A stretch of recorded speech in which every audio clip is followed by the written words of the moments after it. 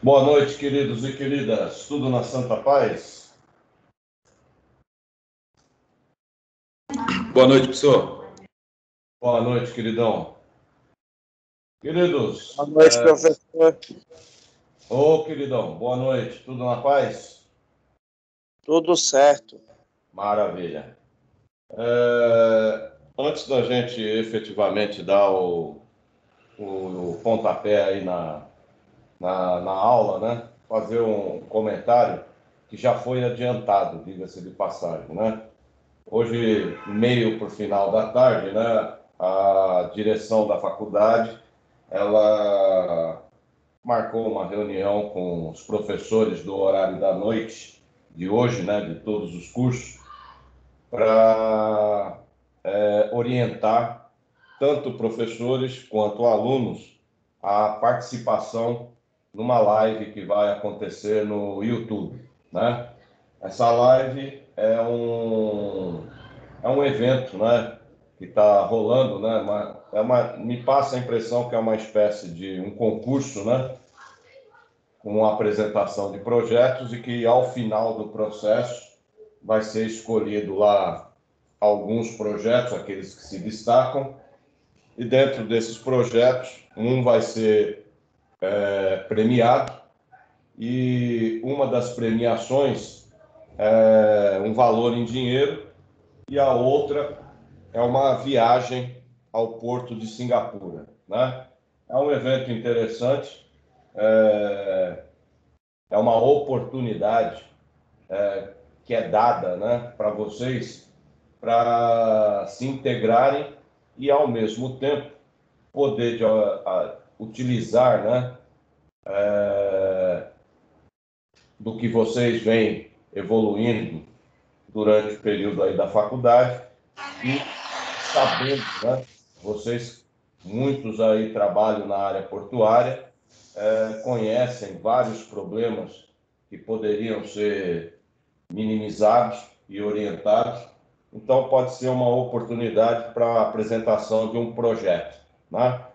E eu achei interessante e estou pensando também em participar de alguma forma, né? Tô vendo o que seria interessante, né, dentro da minha área, para apresentar como um projeto de pesquisa, né? E de repente ser agraciado aí com uma premiação. Então, é válido para todos, né? E estando, por exemplo, em Singapura, é uma das minhas vontades no futuro, né? Eu já tive em Roterdã, pretendo retornar, como já até comentei com alguns de vocês, né? Pretendo retornar na Universidade Erasmus, lá em Roterdã, para ficar alguns meses lá estudando, né? Evoluir principalmente na área de gestão de operações, ver o que está rolando de novo e trazer essas novidades, assim como eu trouxe em 2015, né? Quando eu estive lá. E pretendo ir para Antuérpia, que também é uma outra área, um outro porto que ele abre as portas para inovações. E também tenho um grande desejo de ir para Singapura, porque está entre um dos maiores portos, né? E tem uma história maravilhosa. Se a gente for ver a história de Singapura, né, ela é milenar, né, a evolução comercial daquela ilha, que se traduz no que ela representa hoje. Então é uma oportunidade, é um evento que vale a pena. Foi colocado para nós e a nossa participação ela deve ser engajada, então eu acredito que alguém deve estar controlando, né? Alguém vai controlar a participação, inclusive de professores, né? Então, a orientação é o seguinte: ao acessar a live, né, clicar lá no link, abrir a live, estar dentro do ambiente da live. Oi? Eu pensei que estava falando comigo. Ao acessar o ambiente da live, tem lá o chat, né?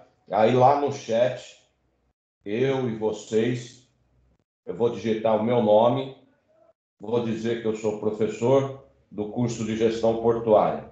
Luiz Fernando, professor no curso de gestão portuária, 5º semestre. E aí, posto a mensagem lá. Alguém vai falar, ó, esse professor está logado. Com certeza alguém vai fazer isso, né? Não sei quem. Então, a mesma coisa que eu fizer foi orientado para vocês fazerem. Ao acessar a live, de imediato, vai lá no chat, digita o seu nome completo, sua turma e período. E posta lá como mensagem. Beleza, queridos? Deu para compreender? Tranquilo? Sim, professor.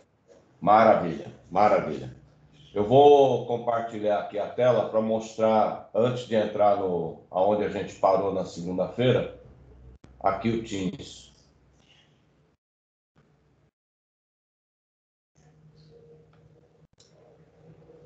Então, aqui, ó, o nosso grupo, né? A aba geral do nosso grupo. Aqui no início da aula, eu já postei aqui, ó, a mensagem da chamada sobre essa live. E logo em seguida, eu postei aqui o link. Então, o link está aqui. https://youtube.b/J4M e mais umas letras doidas aí. Clica no link e automaticamente vai acessar a live lá. Quando for mais ou menos, eu falei para a Marilda, né, quando eu passei o recado para ela no fim da tarde, para divulgar para vocês, eu falei para ela, quando for mais ou menos 7:55, eu já devo ter encerrado a aula de hoje. Aí eu encerro a aula de hoje, aí nós vamos para a live e a reunião aqui vai ser encerrada e ela é uma reunião que deve durar algo em torno de 30 minutos, então ela vai consumir o final da nossa aula. Terminando a live, vocês vão para a aula que vocês têm no segundo tempo, né? Com outro professor que eu acredito que depois da nossa aula, 20h50, vocês têm outra aula. Então, terminou a live, aí depois volta ao normal e vocês vão para a sala de aula do próximo período. Beleza, queridos? Tranquilo? Tranquilo, professor. Maravilha, maravilha. Então, Professor, oi. só uma dúvida. Quando der 8 horas a gente tem que sair para entrar nessa live, é isso? Eu vou encerrar a aula algo em torno de, no máximo, até 7:55. Ah, beleza, combinado. Antes das 20, eu vou estar encerrando. Então, na hora que eu encerrar a aula, eu vou encerrar a nossa reunião e já vou clicar naquele link para ingressar na live lá. Beleza? Fechado. Maravilha, maravilha. Então, deixa eu abrir aqui a tela. Aqui. Nós estamos na tela do slide onde a gente parou na segunda-feira, né? E eu tinha feito uns comentários com referência aos equipamentos, o tipo de tanque, né? E finalizamos a aula na segunda. Então, eu falei sobre esse tipo de tanque aqui, que é o tanque vertical, tanque cilíndrico na vertical, que, por sinal, é o mais utilizado, né? Ele, do ponto de vista de engenharia, ele é mais fácil de construir e mais fácil de se fazer a gestão do processo. E a maioria dos produtos acabam se enquadrando nesse tanque aqui, né? Cilíndrico na vertical.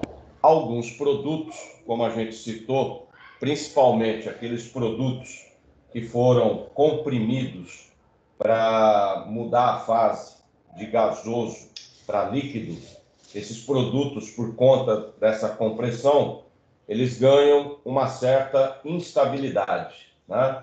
E essa instabilidade, ela é pensando dessa forma. O estado natural dele, nas condições normais de temperatura e pressão, é gás. Aí você forçou ele a mudança de fase, para fase líquida.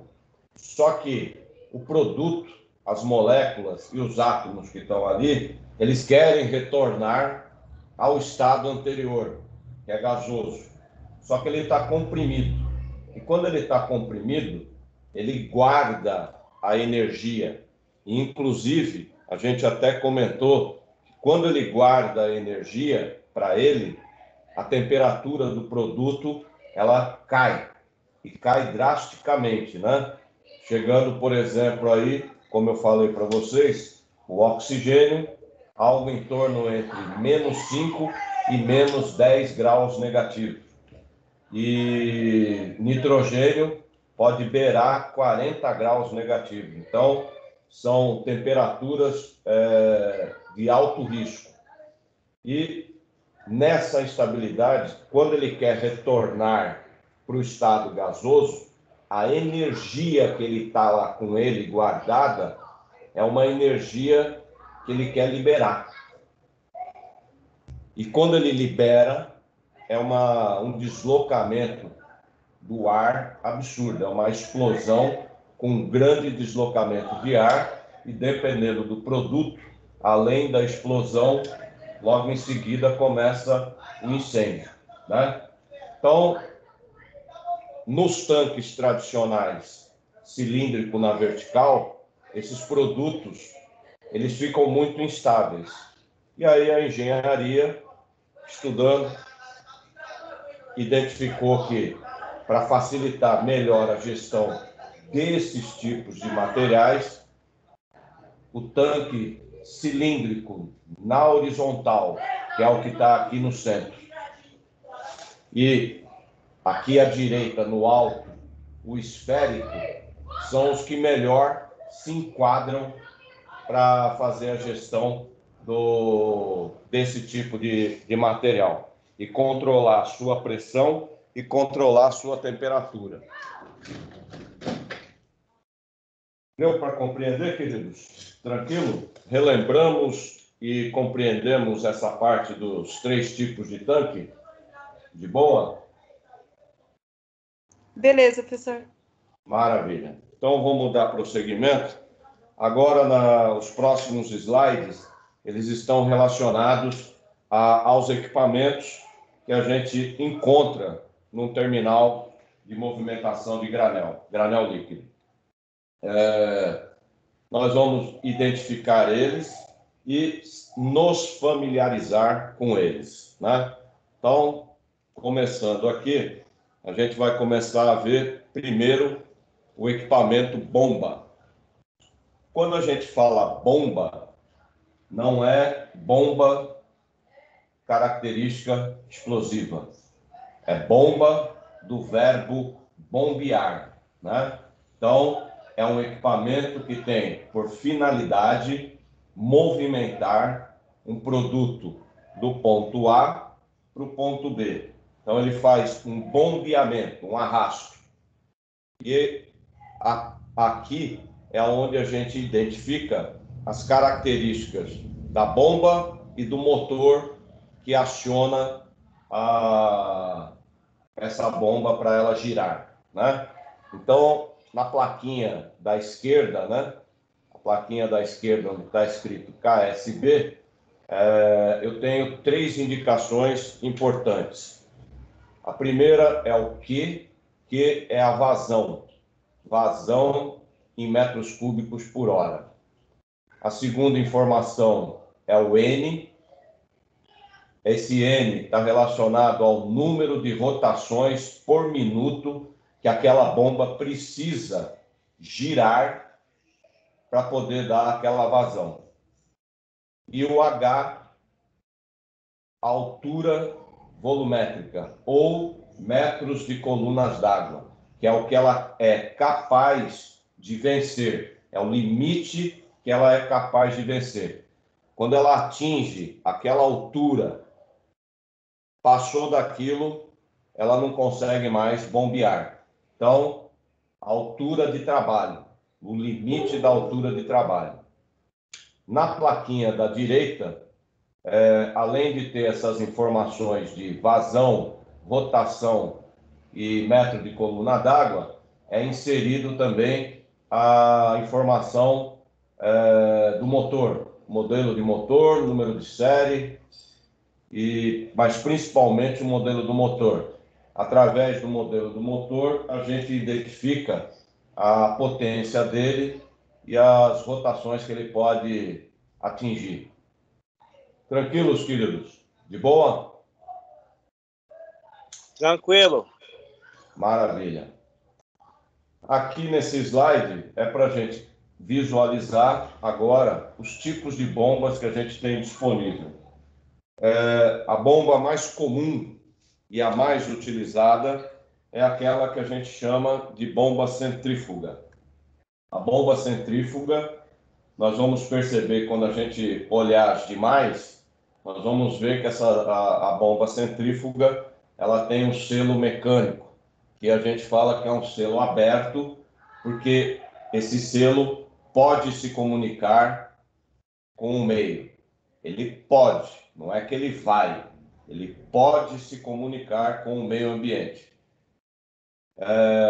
O selo mecânico, ele não garante 100% de isolamento. Então, sistema aberto. As outras bombas que nós vamos ver que são de selagem fechada. São bombas voltadas para sistema hermético. Movimentação de combustíveis, produtos liquefeitos e produtos que podem causar grandes impactos no meio ambiente. Especificamente, a bomba centrífuga, que é a largamente utilizada, né? Se vocês tiverem a curiosidade, né? Parte de vocês devem morar em prédio, né? Condomínio, e todo condomínio ele recebe a água encanada que vem da Sabesp numa caixa d'água que fica no térreo, fica lá no térreo do prédio.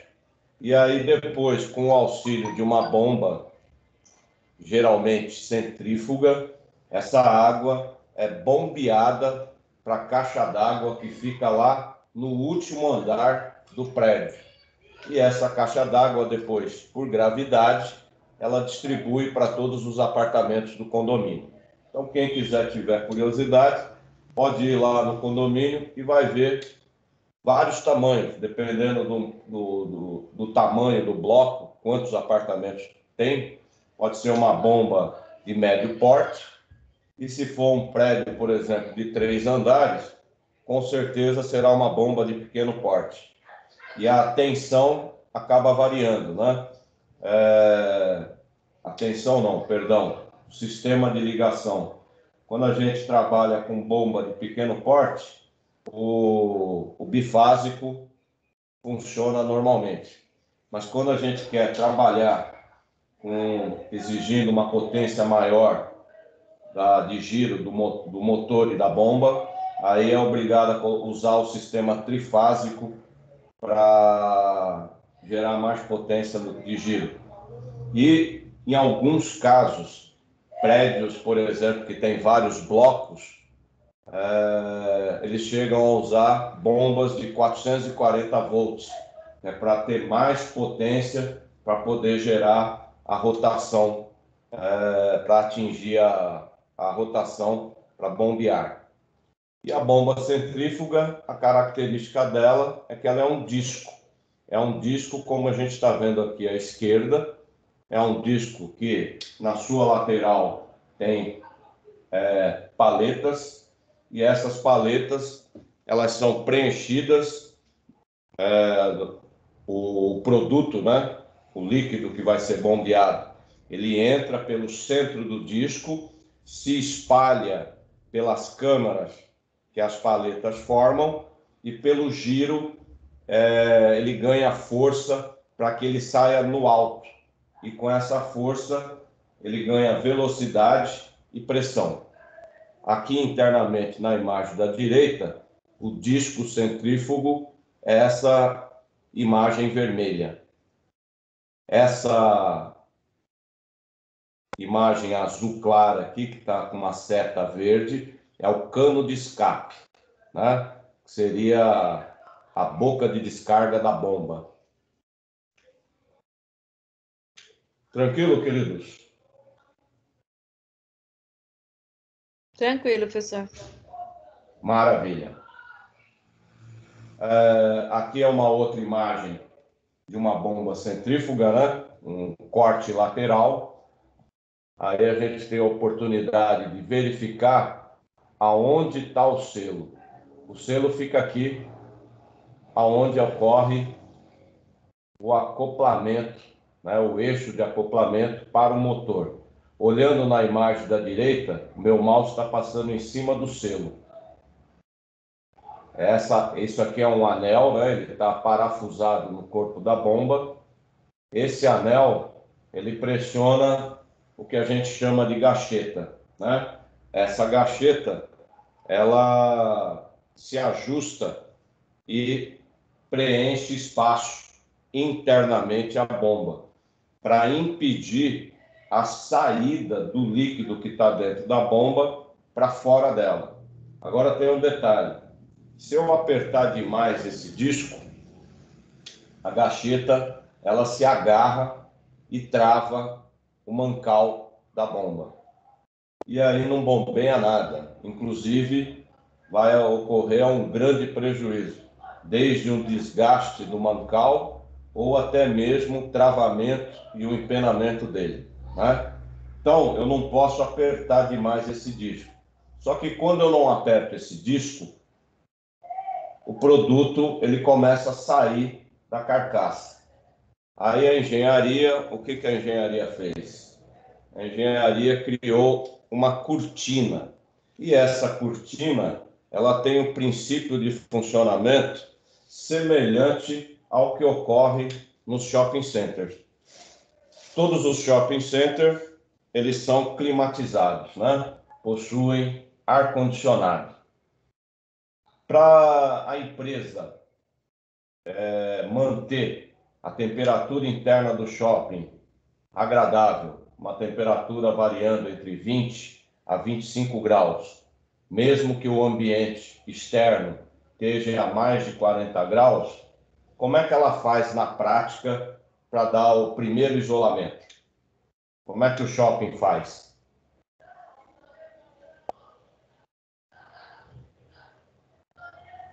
Como é que o shopping faz?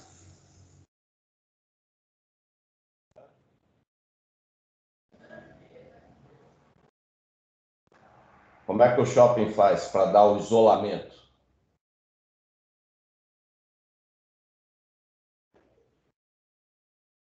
Alô?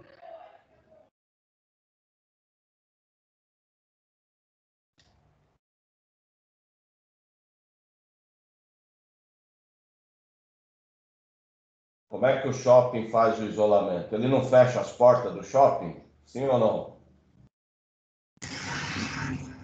Positivo, professor. Usa as cortinas de ventos também, né? Exatamente. Quem garante, porque mesmo com as portas automáticas, não garante que o ar frio fique lá dentro, né? Porque se tiver um grande volume de pessoas acessando, a porta automática vai ficar aberta. E aí o ar frio sai para fora do shopping. Então aí a engenharia colocou o que lá? Uma cortina de vento. E aí essa cortina de vento, como ela tem uma pressão, um arrasto maior do que o arrasto do ar frio e do ar quente dos dois ambientes, ela isola os dois meios. E aí ela segura o ar frio dentro do shopping e o ar quente fica fora. Inclusive, reduz o consumo de energia dos ar-condicionados, fazendo isso, né? Porque não tem desperdício. A mesma coisa vai ocorrer aqui na bomba, só que a cortina ela vai se formar com água aqui dentro, né? Aonde está o anel, aonde está a gacheta, existe um pequeno orifício dentro da bomba que recebe uma parte do produto. Aí esse orifício ele é tão fino que quando o produto ele entra ali, ele ganha pressão e velocidade. E aí ele se espalha, ele cria uma cortina. Essa cortina, ela é suficiente para segurar o produto dentro da bomba e fazer com que ele não saia através da gacheta. E o que pingar da gacheta é a refrigeração de água que a gente coloca nela, né, para manter que a gacheta está ali grudada no eixo. Grudada não, está próxima do eixo, criando um atrito, né? Então ali já existe um aquecimento natural da gacheta com o eixo do mancal da bomba, e aí a gente joga a água ali, uma água que vem externamente, essa água refrigera a gacheta e sai sem entrar em contato com o produto que está sendo bombeado. E aí eu mantenho isolado o meio do produto, evito problemas ambientais. Tá? E agora, isso não funciona para produtos combustíveis. O risco é muito grande. Então, para produtos combustíveis e produtos que são comprimidos, a gente busca trabalhar com outras bombas que a gente vai ver que a selagem dela é hermética. Tranquilo, queridos? O professor usa selo mecânico, né? Isso. Aí nós vamos ver lá na frente que o tipo de selagem é diferente, né? Esse aqui é através da gacheta, que tem aquela característica semelhante de um anel de borracha. Não é um anel de borracha, né? Até porque ele tem cinta de aço, né? Para dar resistência ao material. Mas a ideia é como se fosse um anel de borracha colocado ali. E o das outras bombas, ela é totalmente hermética. Tudo fica selado como é que se fala? Eu não me lembro o nome do material. É material resistente, né? Teflon, nylon. É uma placa que a gente coloca ali para dar resistência e selagem. De PDM, né, professor? Não entendi. PDM. Qual é só para mim ver se eu lembro, qual é a tradução de PDM? O que ele significa? Você lembra? Eu agora não me lembro. No trabalho a gente só usa a mesma sigla, não sei o que significa, não. Tem uns também que são só nitrílica mesmo, né? Depende do produto aí. Então, vai depender muito do produto. A maioria é essa selagem normal aí, que é mais barata, né? Usando a gacheta. Mas as outras que são herméticas, aí precisa ser essas placas que são mais resistentes, para suportar a abrasão e, ao mesmo tempo, a pressão do material lá dentro. Tranquilo? Professor, eu vou passar aí no seu privado aí, eu vou te passar o desenho, o projeto da bomba que usa em suco de laranja, tá? São todo material sanitizante. Entendi. Aí é a selagem dupla aí, professor. Você vai gostar aí. Cada Maravilha. bombinha dessa é 600K. Maravilha. Depois aí envia para mim, inclusive depois eu até acrescento para a gente ver aqui. Beleza? Beleza, pessoal? Vou colocar lá no chat para o senhor. Maravilha. As próximas bombas que a gente tem aqui é a que a gente chama são as bombas herméticas, né? Aí nós temos aqui as chamadas bombas rotativas, né? Essas bombas rotativas, o grande problema delas principalmente quando está relacionado a um produto que tem característica explosiva, se inflama muito fácil, é que o material ele tem que ser um material antifaiscante, né? Então, nós temos aí alguns materiais antifaiscantes que são caríssimos, né? Bronze, titânio. Se alguém lembrar de mais algum nome aí de material antifaiscante, pode lembrar. O cobre berilo. Cobre, a liga de cobre, cobre berilo, né? Isso, inclusive ferramentas EX, elas são fabricadas de cobre berilo. E são caríssimos. É muito caro esses materiais, né? Então, no caso específico das bombas, que são obrigadas a ter essa característica para evitar um acidente durante um processo de bombeamento, quanto mais material essas bombas tiverem, mais cara ela fica. E isso acaba tornando, muitas vezes, a relação custo-benefício de investimento atingida. Então, por conta disso, por incrível que pareça, ao invés de eu construir, só traçando um comparativo, né? Alguém já teve oportunidade de ir numa estação de tratamento de água da Sabesp? Eu não. Não. Eu tive. Não Trabalhei entendi. 5 anos lá. Trabalhei 5 anos na Sabesp. Então, você com certeza deve ter visto aquelas bombas que estão no reservatório, né? No lago, né? Retirando a água para levar para ser tratada, aquelas bombas enormes lá. Você tem bomba, eu vi uma numa estação no alto da serra, o diâmetro dela era quase 3 metros de diâmetro. Quando eu olhei aquela bomba lá, eu falei, meu Deus do céu, não quero nunca fazer uma manutenção nisso daqui, nem operar esse treco. As bombas que eu trabalhei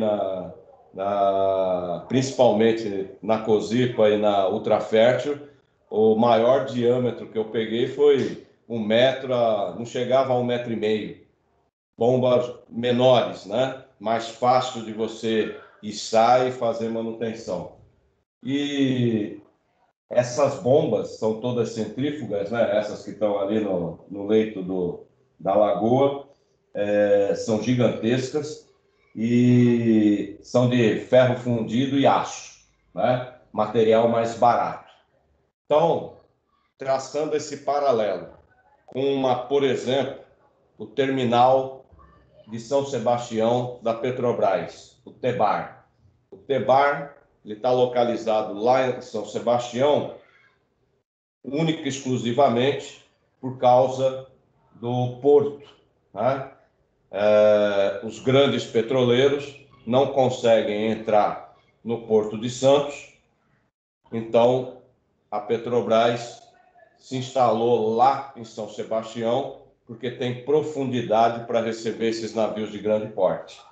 E um detalhe,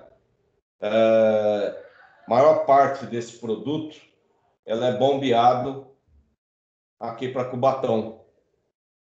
Você já deve ter visto ali, quando a gente sobe a serra, existe uma estação de bombeamento da Petrobras para mandar o produto lá para Capuava, em Santo André, e também para bombear para Paulínia, que tem uma outra refinaria da Petrobras na região de Campinas, né?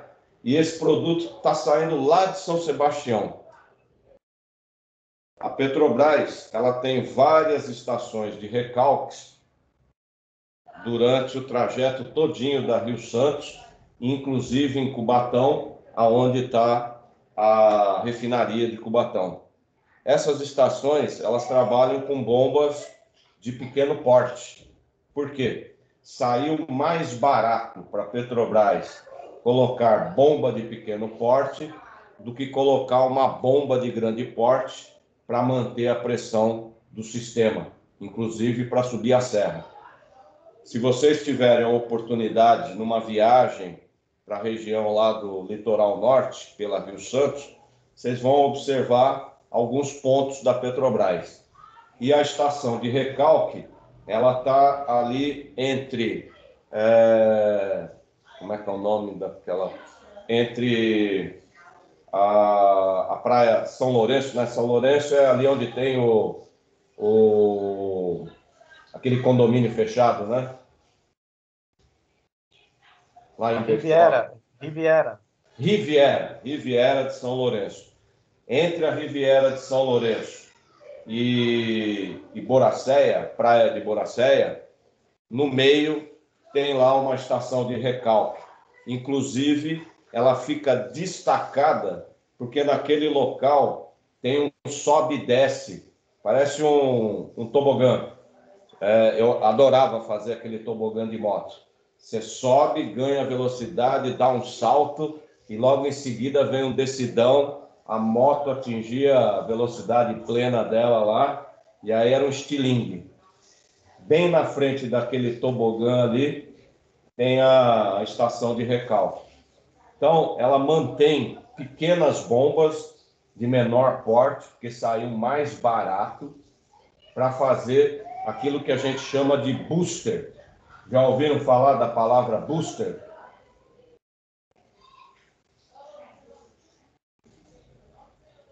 Já ouviram falar da palavra booster? Não ouviram? Eu não, professor. Eu não. Booster, a gente, se vocês forem colocar um amplificador no carro ou mesmo na sua casa para aumentar o som, o amplificador ele funciona como um booster. Né? Tem uma marca chamada isso de som de carro. Não entendi. Tem uma marca de som de carro que chama Black Booster, um negócio assim. Mas eu não associei que era isso, não. É isso aí, aumento de potência. Né? O booster é um aumento de potência.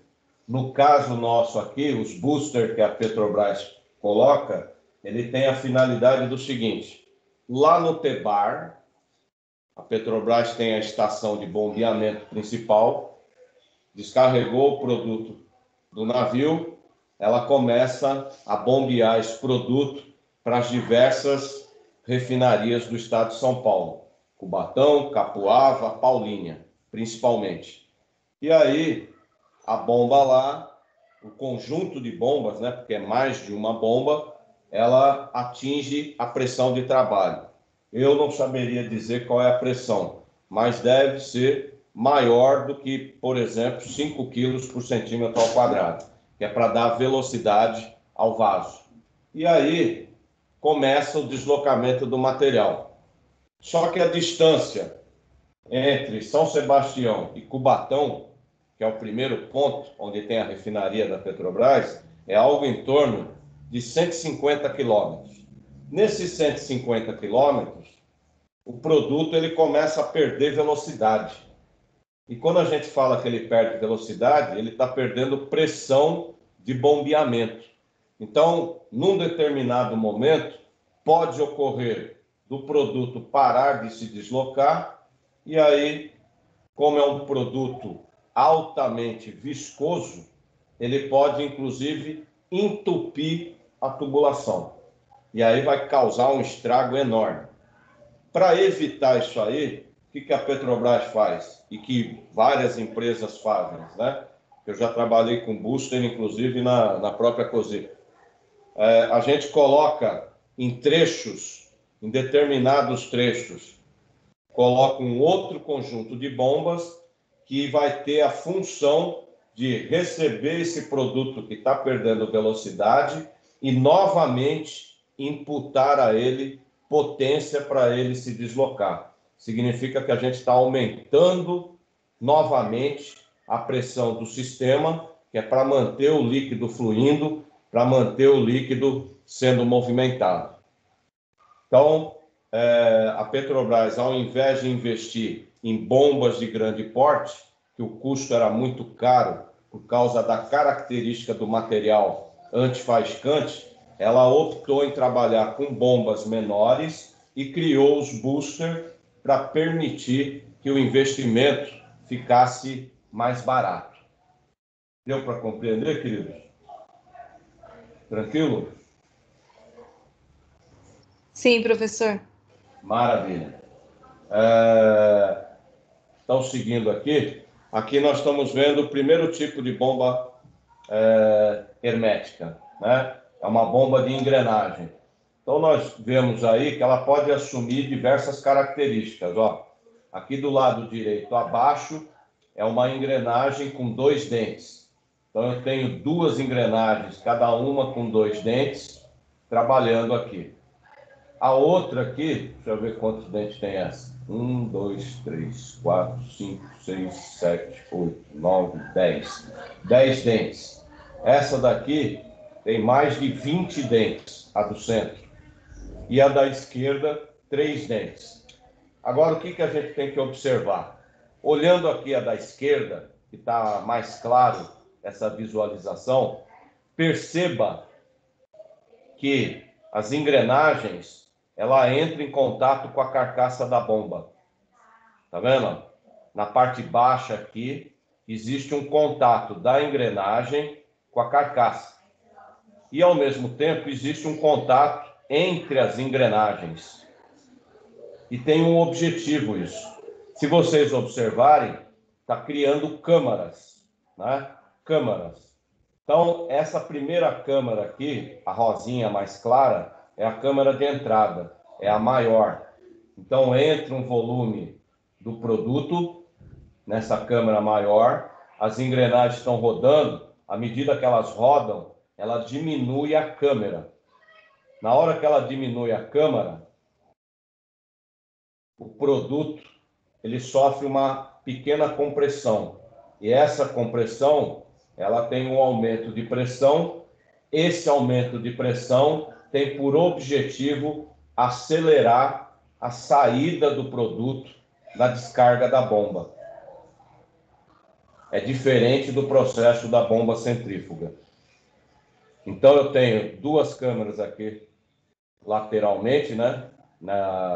Nessa figura, ó.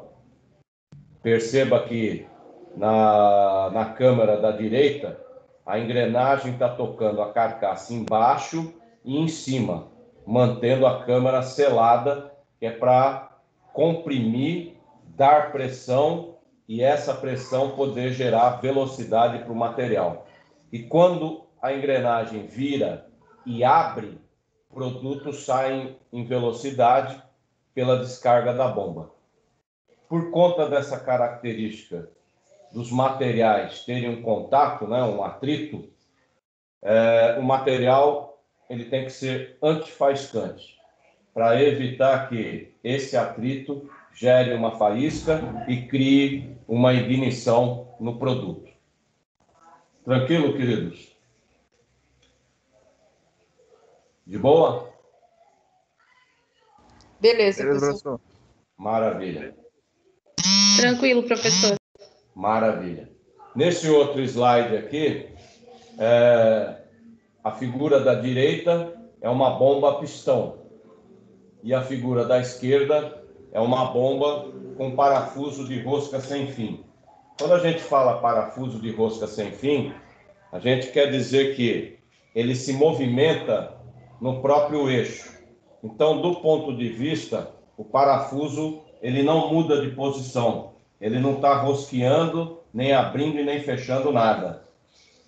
Ele é estático, né? A posição dele é estática. Aí, quando ele se movimenta, ele, na verdade, ele está movimentando câmeras, né? Que são formadas pela rosca desse parafuso. Nessas bombas, as câmeras, elas começam em milímetros. Vamos só dar um exemplo.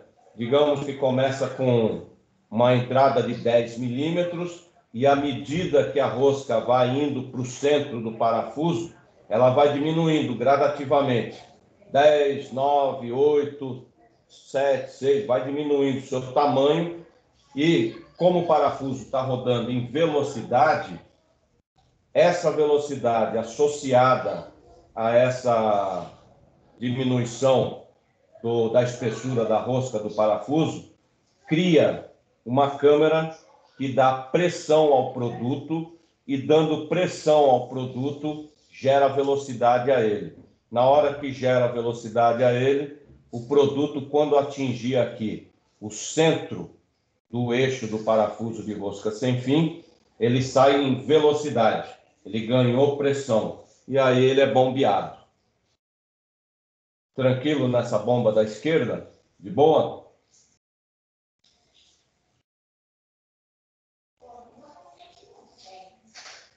Positivo. Tranquilo. Tranquilo, professor. E essa bomba aqui, ela é toda fechada, lacrada. A única peça que fica aparente a ela é o mancal de saída para conectar no motor. E justamente para manter a selagem hermética dela, para que não ocorra do produto, que geralmente é um produto inflamável, com características inflamáveis ou explosivas, né? Sair e contaminar o meio ambiente ou causar uma explosão, né? Agora o detalhe, para dar essa selagem, vai esse material que a gente estava comentando com vocês aí, que a origem dele é uma placa de origem, né? Material tipo Teflon, nylon, ou que o Alex comentou, que depois, inclusive, ele vai compartilhar uma imagem para a gente depois poder partilhar com vocês. Esse material... Oi? No chat, o significado do EPDM aí está no chat. Então já fala aí, pode falar. Significa o material de etileno, propileno, dieno e metileno. É uma borracha com essa composição. É uma borracha altamente resistente. Maravilha, maravilha. Essa borracha é justamente onde vai dar a selagem para a câmera, para não ocorrer o vazamento. Porém, periodicamente, ela tem um desgaste muito maior do que quando a gente traça um comparativo, né, entre o selo da bomba centrífuga e o selo dessas bombas aqui. O desgaste dessas bombas seladas, herméticas, é muito mais rápido do que o da bomba centrífuga, né? E o custo de manutenção é um pouco maior também. Mas, pelo que o serviço que presta, ele fazendo as manutenções preventivas, a relação custo-benefício é adequada. Aqui à direita, nós temos a bomba pistão, né? É uma bomba simples, é só imaginar uma seringa de injeção, né? A seringa de injeção, quando eu estou com o êmbolo pressionado, então ela está vazia. E aí, só que no caso da seringa de injeção, eu só tenho um bico. Esse bico da seringa de injeção, ele serve tanto para encher a seringa como para esvaziar, né? No caso da bomba, eu tenho dois bicos. O bico de entrada, para favorecer a entrada do produto dentro da câmara do pistão, e o bico de saída, que é para quando o pistão termina o ciclo dele, né, de virada, empurrar o produto para pressurizado, né? O produto ganha pressão.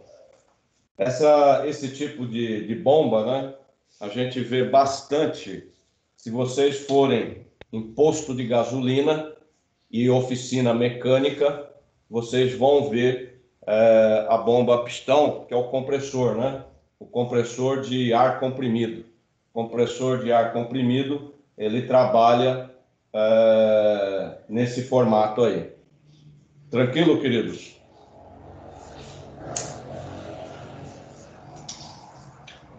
Alô? Sim, professor. Maravilha. Aqui começa, nós terminamos bomba, né? Primeiro equipamento que a gente viu, as bombas que a gente pode identificar dentro de um terminal. E agora a gente vai ver os equipamentos auxiliares, né? O primeiro equipamento auxiliar que a gente tem aí são as válvulas, que erroneamente em casa a gente tem o hábito de chamar de registro, né? Abre o registro, fecha o registro. Ele não registra nada. Ele abre e fecha um fluxo, né? Então, é uma válvula. Se a gente for no cavalete de entrada de água da residência ou do prédio, a gente vai ver uma válvula semelhante à que tem aí à direita, né? Dourada. É uma válvula gaveta, aonde você aciona o volante dela e um eixo, ele tem um parafuso lá interno, a gaveta, né? E aí ele movimenta uma gaveta lá dentro, abrindo e fechando. À esquerda já é uma de grande porte, é uma válvula de grande porte. E aqui, mais ao centro, embaixo, né?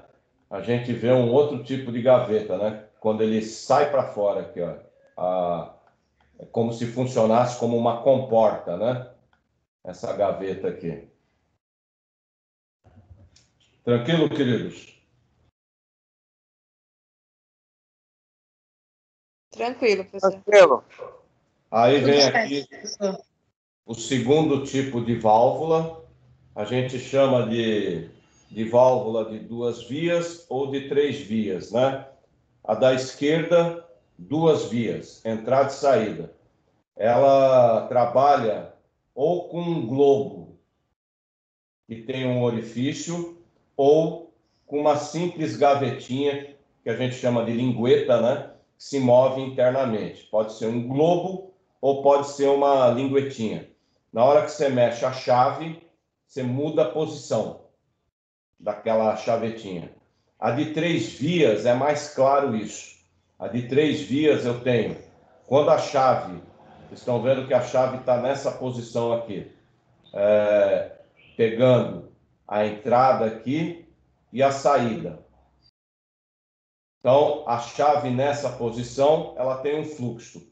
Quando eu altero a posição da chave, eu altero o fluxo. Ele indica qual o fluxo que está ocorrendo. Então, a gente chama ela de 3 vias. E é um globo que faz essa mudança das vias de saída. Não tem rosqueamento. É mudança automática, abrir ou fechar. Esse tipo de válvula aqui, a gente chama de válvula de retenção. Essas válvulas de retenção, a gente encontra ela na descarga da bomba, né?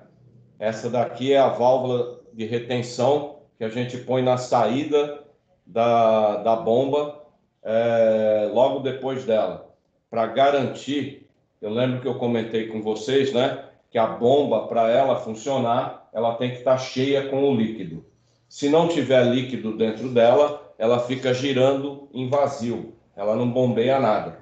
Então aí a gente tem que providenciar uma escorva, encher a carcaça da bomba até a boca com o produto e aí sim depois acionar o motor para ela ligar. Essas retenções é para evitar que a bomba se esvazie. Então, quando a bomba ela está desligada, está parada, a gaveta aqui dentro dela, né, essa retenção aqui, ela bloqueia o fluxo contrário, né, que vem por aqui. E aí ela segura o líquido e mantém a bomba cheia com o líquido. Quando eu ligo o motor, a pressão que a bomba vai gerar é a pressão suficiente para empurrar a gaveta, aí ela abre. Na hora que ela abre, o fluxo passa e ganha velocidade e se junta ao header de descarga do que está sendo movimentado, né? Então, ela é de funcionamento automático. Ela é presa num eixo e funciona baseada na pressão do vaso. Se a pressão da bomba é maior que a pressão de saída do vaso, ela abre. Se a pressão da bomba é menor que a pressão do vaso de saída, ela fecha e sela a bomba. E um outro detalhe, ela evita que o que está sendo bombeado na linha principal retorne para dentro da bomba, retorne para a origem, né? E, ao mesmo tempo, evita que o motor fique girando ao contrário. O motor girando ao contrário, existe um grande problema. Eu cansei de brigar com o operador, principalmente na época que eu trabalhei na Cosipa, né? Aquele péssimo hábito de ligar o motor de forma remota. Então, eu sempre falei para o pessoal que trabalhava comigo que toda vez que vai ligar um motor, vai no campo. A primeira coisa que eu tenho que verificar é se a bomba está estacionada, parada. Aí eu tenho certeza que ela não está virando ao contrário. Segunda coisa que eu identifico, se as válvulas de descarga, gaveta, estão abertas. E aí eu vou lá e ligo o motor. Se ela estiver rodando ao contrário, ao ligar o motor remotamente, ele vai querer assumir a posição no sentido correto. Só que aí você pode ter um grande problema, que é o estouro do eixo e o estouro do rotor do motor. Aí o prejuízo é enorme. E essa retenção é para evitar esse tipo de prejuízo. Beleza, queridos? Tranquilo? Beleza. Professor, vai dar 8 horas já, hein? Eu vi aqui agora. Nós vamos parar aqui hoje, né? Deixa eu tirar aqui o compartilhamento de tela. Então, a gente para nesse slide aqui hoje. E semana que vem a gente continua a partir dele. Beleza, queridos? Tranquilo? Beleza, Tranquilo, professor. professor. Maravilha. Maravilha. Então, eu me despeço de vocês aqui. Beijos e abraços a todos. Vamos para a live lá do YouTube. E depois, uma boa semana para vocês aí. E até segunda-feira da semana que vem. Fiquem todos com Deus. Até mais, queridos. Obrigado, professor. Bom final de semana. Valeu, queridão. Deus abençoe. Obrigada, professor, também. Tchau, Amém, minha professor. querida. Deus abençoe. Boa noite.